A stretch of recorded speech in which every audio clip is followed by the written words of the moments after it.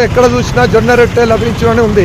మరి దీనికి కారణం అందరికీ కూడా షుగర్లు, ఆరోగ్య సమస్యలతోటి రైస్ తినకుండా ఉండడం కారణం.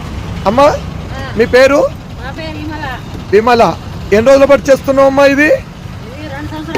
2 సంవత్సరాలు. రోజు ఎంత వ్యాపారం నడుస్తుంది? 2000. లాభం ఎంత ఉంటుంది? 1300 సంపాదిస్తావు.